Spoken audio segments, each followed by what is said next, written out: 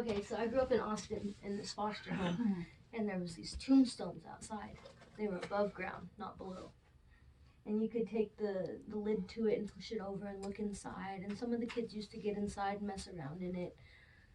And we really didn't have any like paranormal stuff happening outside where the tombstones were until like the next night after we had climbed in them. We all went to bed, and like I would have to say it was 2, 3 o'clock in the morning. I wake up and I can't breathe, but I can't get up. Like something's holding me down and choking me. And I couldn't figure out what it was. And when I could finally sit up, I looked over to my right, and we were in bunk beds. And I looked over, and there was like a little kid, a ghost, about this tall. About like 2.5 feet, maybe. Yeah, 2.5 feet, just staring at me. And I don't know if it was what was choking me or if it was just happened to be there while I was being choked,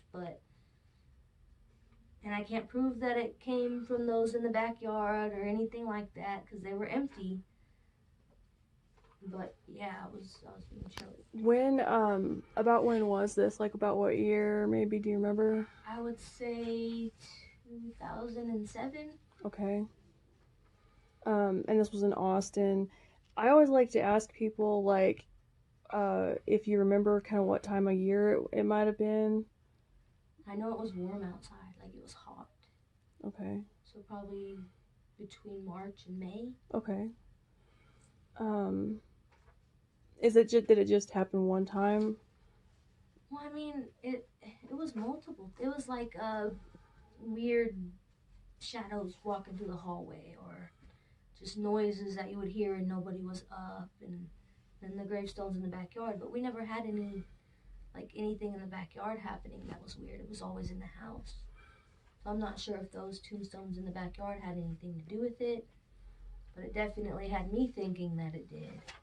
Yeah, that'd be enough to make you wonder. Did you ever notice if if you did anything different, or if you maybe went in one area in the house that maybe made the activity kind of happen more? Oh, definitely. I lived in this foster home with this lady for almost a year and a half. And for the first year I lived there, I was in the front bedroom, closer to the front of the house, and that's where it was happening. But when they moved me to the back bedroom, everything quit. Like, I was fine. I wasn't paranoid, like nothing. Did it just bother you? Yeah, nobody believed me. Nobody else had a problem. I even told my foster mom I got up that night after I was being choked, and I went in there, and she told me to go back to bed.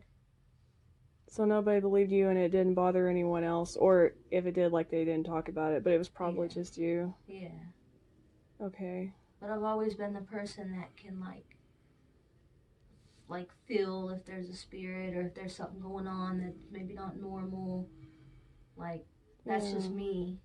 And I've had several, family members pass away, so I physically believe that is real, that you can kind of communicate with spirits, or they try to communicate with you, or whatever it may be. Like, I believe in that. If someone else were to have a similar experience that you did, like, what would you tell them? I mean, there's not much you can do if for one, don't piss off a ghost. Like antagonize the ghost, yeah. Don't do that, but like as long as you leave them alone and they'll leave you alone, and I mean, they're gonna be there whether you want them to be there or not, so. Did y'all have any animals in the house? Did the animals pick up on anything or act funny? They had a cat, but one of the other girls that lived there with me always kept the cat in the back bedroom with her, and they were like, they always stayed to themselves, and the cat really liked her more than anyone else. But she had a dog too, and it was a Pomeranian. It was a little devil dog, man. It used to bite you out of nowhere. You could be petting it and it'd be enjoying it, and 2 seconds later it'd be biting you and attacking you. Just out of the clear blue. Yeah, we didn't know. We just thought it was a dog thing. I don't know. Yeah, I've heard the animals can pick up on spirits or paranormal activities or anything like that. Maybe that's what was going on. She lived at several other houses, and the dog was always mean. Oh, so Yeah. maybe the spirit just didn't like the dog. Yeah. But yeah, I don't know. All right. Well, thank you for sharing. You're welcome.